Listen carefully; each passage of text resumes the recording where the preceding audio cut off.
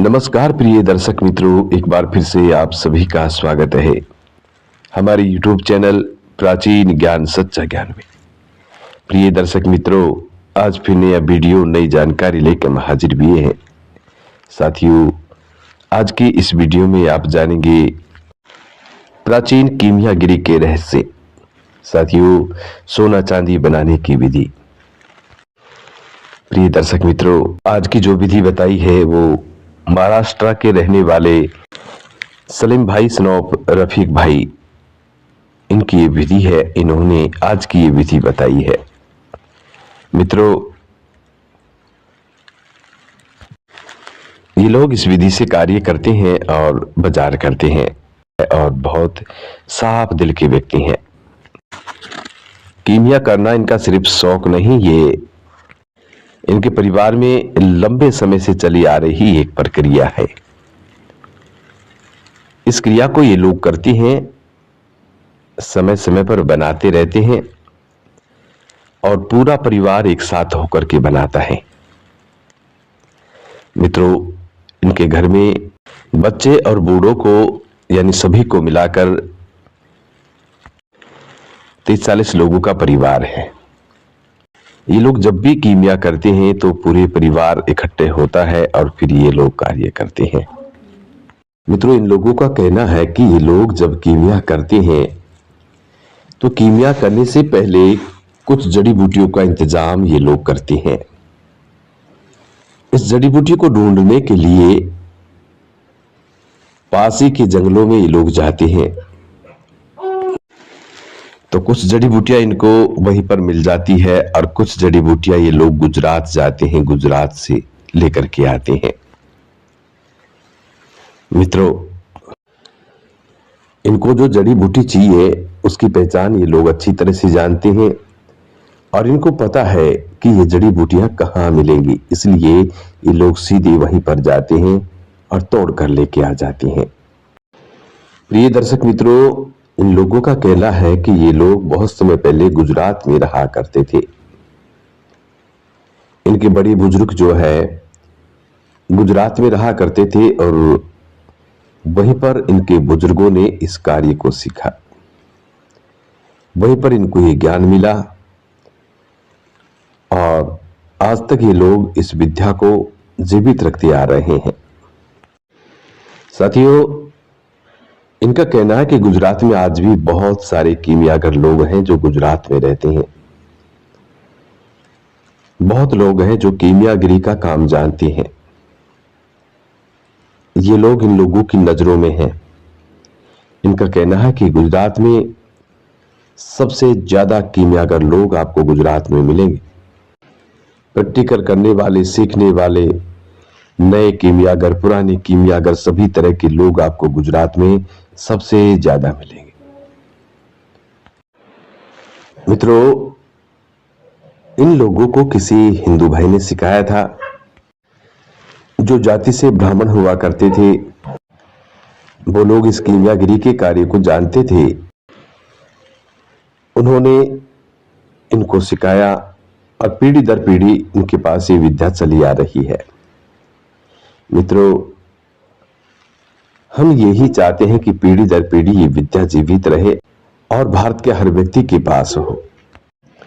साथियों, आज की जो विधि है बिल्कुल सरल है, बिल्कुल आसान है। तो हर व्यक्ति इस विधि पर कार्य करते रहे और भारत को फिर से संपन्न और समृद्ध देश बना दे। मित्रों, और भारत फिर से समृद्ध और संपन्न देश बन जाए। साथियों, लेकिन बहुत से मूर्ख लोग ऐसे हैं जिनको बकवास करने के अलावा और कुछ काम नहीं होता। साथियों, उन लोगों को ये पता ही नहीं होता कि कीमिया क्या चीज है। ये एक ऐसी विद्या है, ऐसी कला है जिसके माध्यम से आप पूरे भारत को सोने की चिड़िया बना सकते हैं। मित्रों, कई लोग ये कमेंट करते हैं कि आपने कितना बना लिया, आप क्यों नहीं करते। तो साथियों, हम आपकी जानकारी के लिए बता दें भाई, हमारे YouTube चैनल का मकसद है कि प्राचीन भारत का ये विलुप्त हो रहा ज्ञान आम जन कल्याण हेतु आम जन तक पहुंचाए। लोग इसको समझ सके, इस पर रिसर्च कर सके, इस पर कार्य कर सके। हम कितना बनाते हैं और हमको जो विधि बताई है वो लोग कितना बनाते हैं, हमारे गुरुजन कितना बनाते हैं, या हमारे वीडियो देखने के बाद जो लोग सीख चुके हैं वो लोग कितना बनाते हैं, इस बात से कोई मतलब नहीं। आप स्वयं करके देखें। अरे भाई, यदि आपको करना ही है तो आप स्वयं प्रैक्टिकल करके देखें। ये अनर गलर कमेंट करना बंद करें भाई, क्योंकि आप जैसे मूर्ख लोगों की हमें कोई जरूरत नहीं है। आप अभी हमारे चैनल को छोड़कर जा सकते हैं, क्योंकि आप जैसे मूर्ख लोगों की वजह से ही आज ये ज्ञान विलुप्त होता जा रहा है।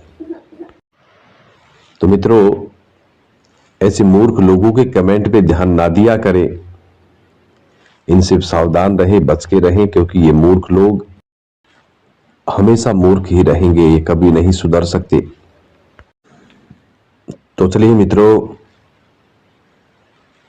बात कर रहे हैं आज की एक नायाब विधि पर। विधि को बताने से पहले जो लोग हमारी यूट्यूब चैनल पर नए मेहमान बनकर के आए हैं वो लोग हमारे चैनल को सब्सक्राइब करें, बेल आइकन ऑन करें, अच्छे अच्छे कमेंट किया करें, ताकि आने वाले हर वीडियो का नोटिफिकेशन सबसे पहले आपको मिले और आप लोग उससे फायदा उठा सकें। प्रिय मित्रों, हमारे YouTube चैनल में हम जो भी जानकारी बताते हैं वो जानकारी पुराने शास्त्र और पुराने ऋषि मुनियों से प्रमाणित होती है। मित्रों, इसलिए हमारी बताई गई हर जानकारी बिल्कुल सही और सटीक होती है। आप हमारी बताई गई जानकारी पर निसंकोच होकर निसंदेह कार्य कर सकते हैं। मित्रों, हम हमारे वीडियो में संपूर्ण कोशिश करते हैं कि आपको विधि पूरी तरह समझ में आए, नुस्खा पूरी तरह से समझ में आ जाए। मित्रों, यदि फिर भी कोई त्रुटि रहती है, क्योंकि शब्द और भाषा का फर्क पड़ता है, हो सकता है हम जो शब्द बोल रहे हैं कुछ शब्द ऐसे हैं जो आप लोगों की समझ में ना आए। इसलिए प्रिय मित्रों, यदि कुछ चीजें आपको समझ में नहीं आती है, कुछ बातें आपकी समझ में नहीं आती हैं, तो आप कमेंट बॉक्स के माध्यम से कमेंट करें। मित्रों, समय रहते हम आपके कमेंट का जरूर जवाब देंगे। जब भी समय मिलेगा आपके कमेंट का जरूर जवाब दिया जाएगा। और साथियों, यदि आप भी परमार्थ के कार्य में हमारा साथ देना चाहते हैं और आपके पास कोई ऐसी अद्भुत नायाब चमत्कारी कोई विधि है, कोई नुस्खा है, अजमाया हुआ है या बिगर अजमाया हुआ है, तो मित्रों आप हमारे साथ शेयर करें। कमेंट बॉक्स के माध्यम से आप हमसे राब्ता कर सकते हैं। उसके बाद आपको व्हाट्सएप नंबर मिलेगा। जब आप कमेंट बॉक्स में बातचीत करेंगे तब आपको व्हाट्सएप नंबर भेज दिया जाएगा, उस पर आप हमसे राब्ता कर सकते हैं। मित्रों, जितने भी लोग आज तक हमसे जुड़े हैं और हमें नुस्खा पहुंचाए हैं, उन सभी का तहे दिल से धन्यवाद। इस प्राचीन भारत के ज्ञान को प्रचार करने में बहुत बड़ा योगदान है। तो चलिए मित्रों, अब शुरू करते हैं आज की ये नया विधि, जिसके माध्यम से आप स्वर्ण रजत का निर्माण कर पाएंगे, यानी सोना और चांदी को बना पाएंगे। प्रिय मित्रों,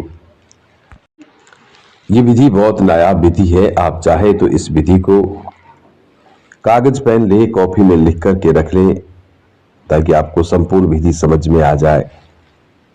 प्रिय मित्रों, महाराष्ट्र के रहने वाले सलीम भाई ने हमें बताया है कि इस विधि को बनाने से पहले कुछ जड़ी बूटियों का इंतजाम करना होता है।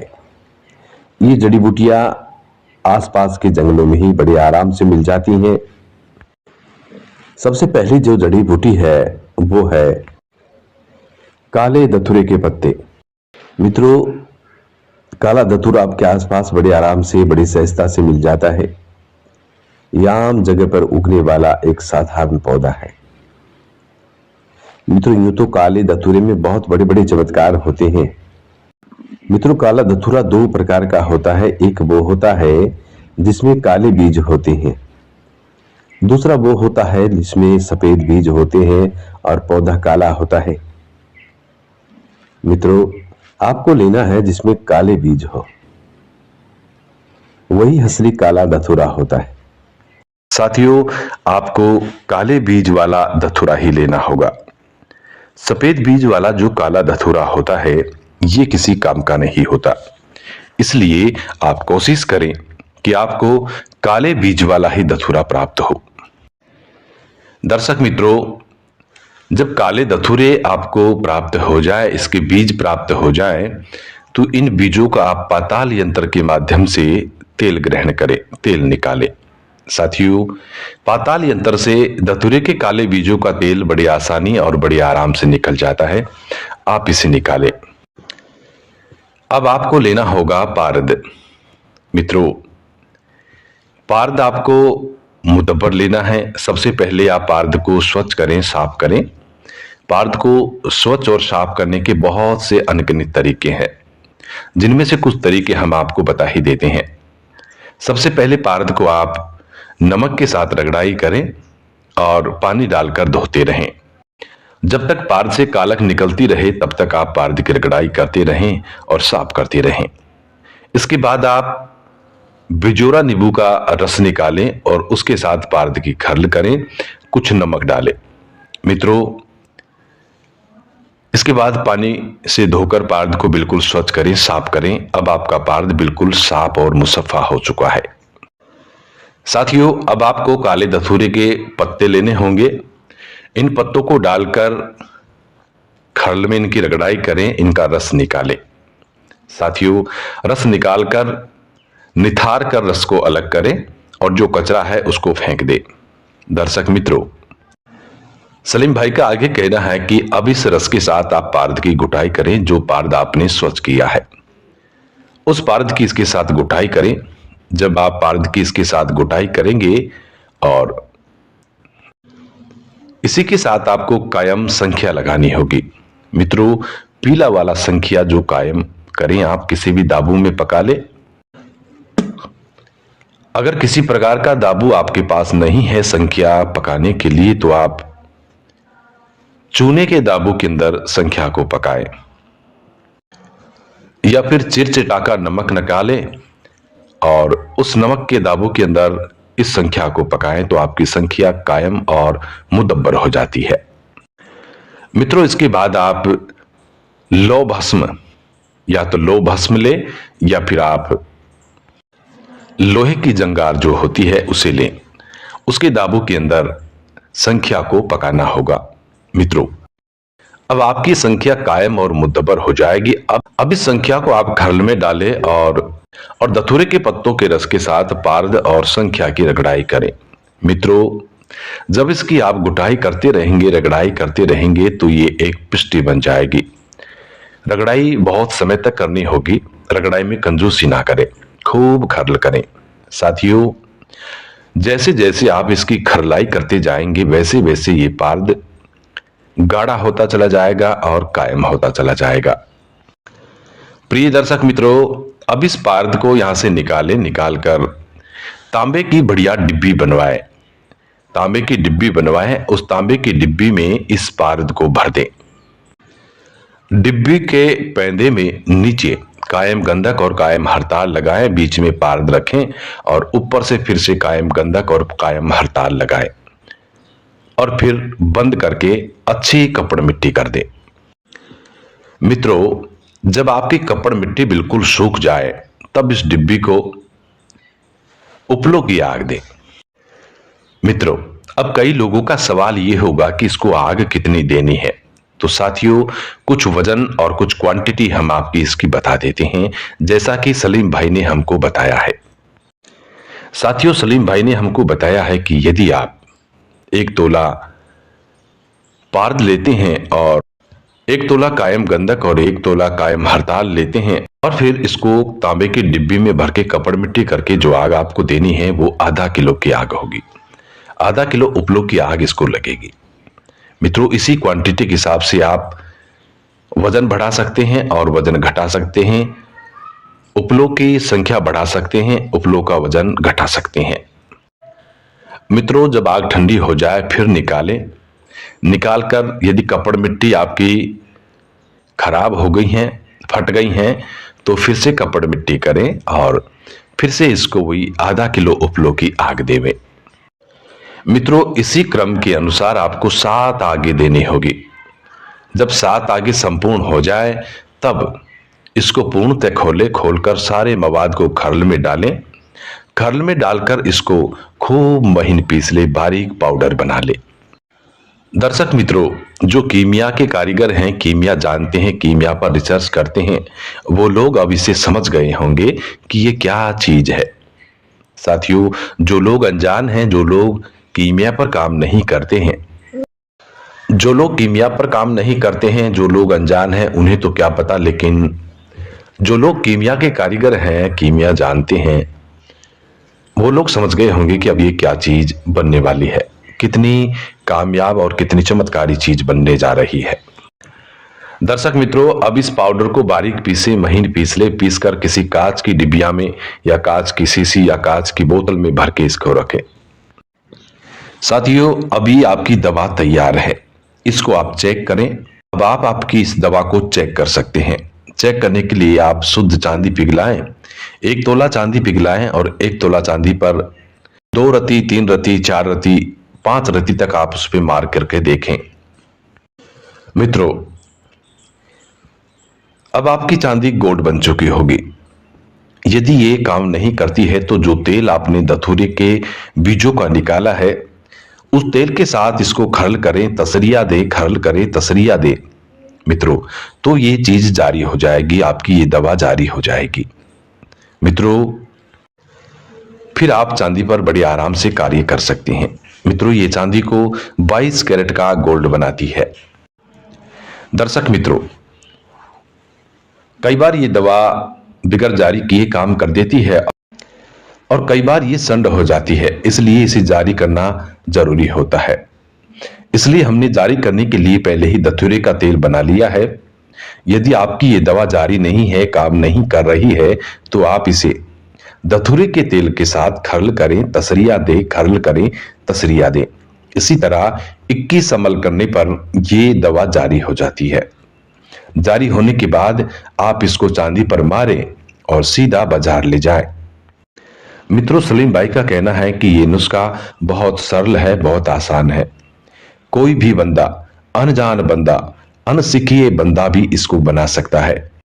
दर्शक मित्रों, इस विधि में किसी प्रकार की कोई चाबी नहीं है, कोई कमी नहीं है।